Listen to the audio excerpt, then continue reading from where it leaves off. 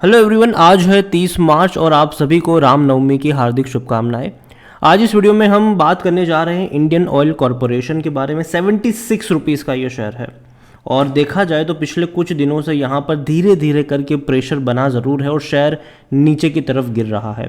Video में बातचीत करेंगे कि इंडियन ऑयल कॉरपोरेशन का शेयर जब इतनी गिरावट दिखा रहा है तो खरीदारी के मौके बन भी रहे हैं कि नहीं, क्योंकि देखो यार, ये वो कंपनी है जो कभी बर्बाद नहीं होने वाली है और हर साल एक अच्छा डिविडेंड पे आउट भी देती है। तो वीडियो में उसके बारे में बातचीत करेंगे, लेकिन उससे पहले अगर आपने अभी तक चैनल को सब्सक्राइब नहीं किया है तो प्लीज़ अभी इसे सब्सक्राइब कर लीजिए, क्योंकि आगे भी बहुत सारे वीडियोस हैं जो आपको काफ़ी ज़्यादा हेल्प करेंगे।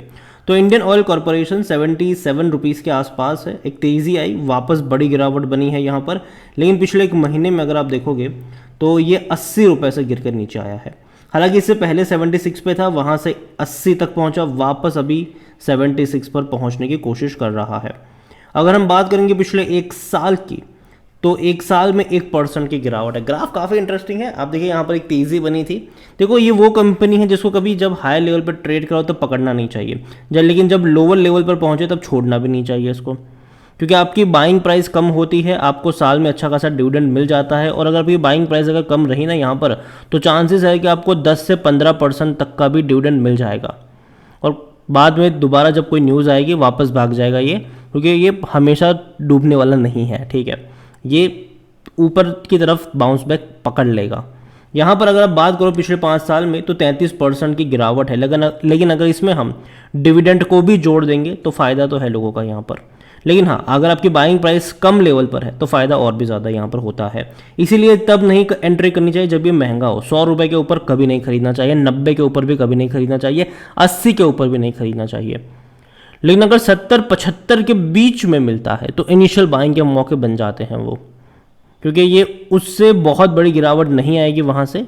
देखो, कोविड एक एक्सपेक्टेड चीज़ थी, मतलब एक अनएक्सपेक्टेड चीज़ थी कोविड, और तब हमें गिरावट देखने को मिली, बहुत बड़ी गिरावट देखने को मिली, क्योंकि कंजम्पशन जो था वो काफ़ी कम हो गया था ऑयल वगैरह का, तो इसीलिए बहुत बड़ी गिरावट हमें देखने को मिली। लेकिन अभी ऐसे माहौल दोबारा बनने के चांसेस ना के बराबर है, बहुत कम है।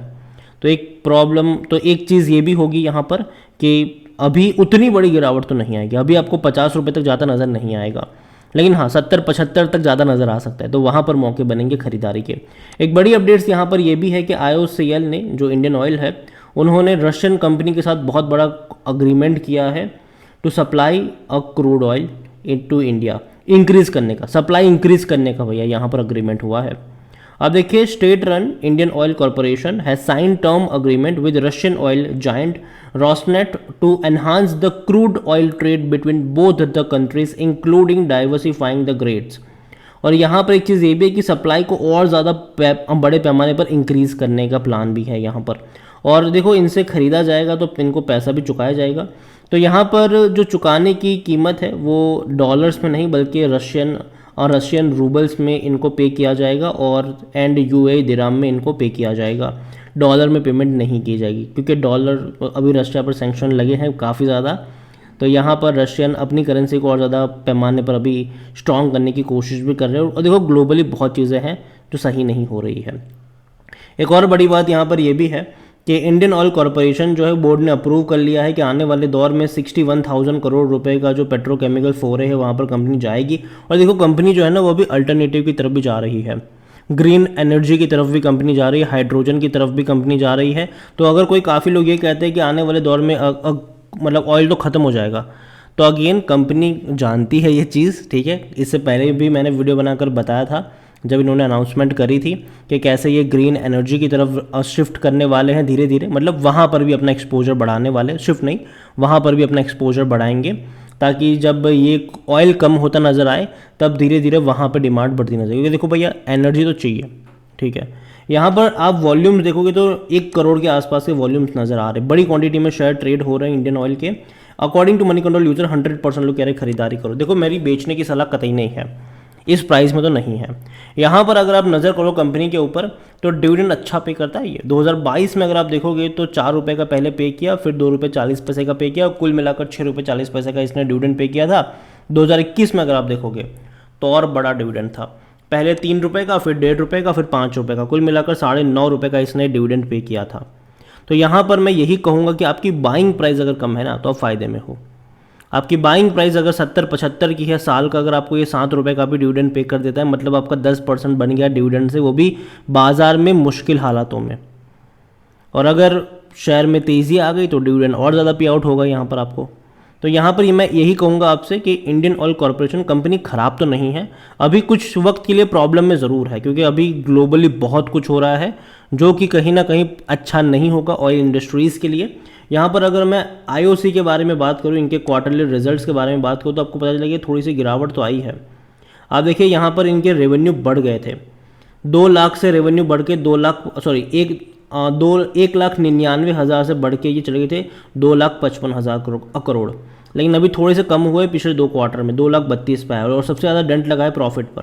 जो प्रॉफिट पहले 6,000 करोड़ तक के हुआ करते थे, उनको भैया लॉस दिखाया 2 क्वार्टर में, ठीक है। 280 करोड़ का लॉस आया था जून में, 990 करोड़ का लॉस आया था सितंबर में, लेकिन दिसंबर में 775 करोड़ के आसपास का प्रॉफिट कर लिया। अच्छी बात है, अभी मार्च में भी प्रॉफिट आपको दिखाएगा और धीरे धीरे प्रॉफिट और बढ़ता हुआ नज़र भी आपको आ सकता है।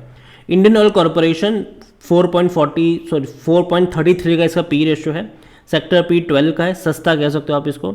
61% एनालिस्ट कहते हैं खरीदारी करो। मेरी क्या राय है वो भी मैं शेयर करूंगा इस वीडियो में आपके साथ। लेकिन जहाँ तक बात है शेयर होल्डिंग की, प्रमोटर के पास 51.50% की होल्डिंग है। प्रमोटर कौन है यहाँ पर? गवर्नमेंट है, सरकारी कंपनी है, डूबे की नहीं कभी भी।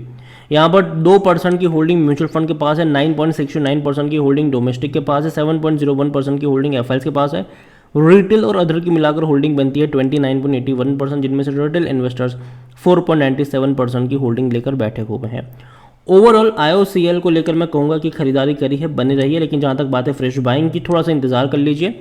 70 और 75 के बीच में मिले, थोड़ी सी क्वांटिटी ऐड करेगा, थोड़ी सी क्वांटिटी।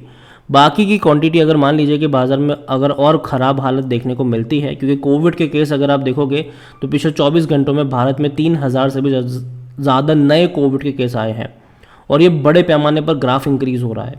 अगर इसी तरीके से इंक्रीज़ होता रहा तो कहीं ना कहीं थोड़ा सा डेंट लगेगा इन कंपनियों के ऊपर। और जहाँ तक बात है कंजम्पशन की, मैं मानता हूँ कि कंजम्पशन बढ़ता रहेगा, भले ही हम इलेक्ट्रिक व्हीकल्स की बात करते चले जाएं, लेकिन फिर भी इनका कंजम्पशन बढ़ने वाला है, कम नहीं होने वाला है। और कंपनी जो है वो दूसरे बिजनेस सेगमेंट में भी अपने आप को प्रेजेंट करने की कोशिश कर रही है और वहाँ पर भी अच्छा खासा इनका नेटवर्क भी है। हाल फिलहाल में नितिन गडकरी का भी एक स्टेटमेंट आया था कि उन्होंने जो जितनी भी ऑयल कंपनियां हैं उनको बोला है कि भैया इलेक्ट्रिक स्टेशन लगाना शुरू कर दो आप।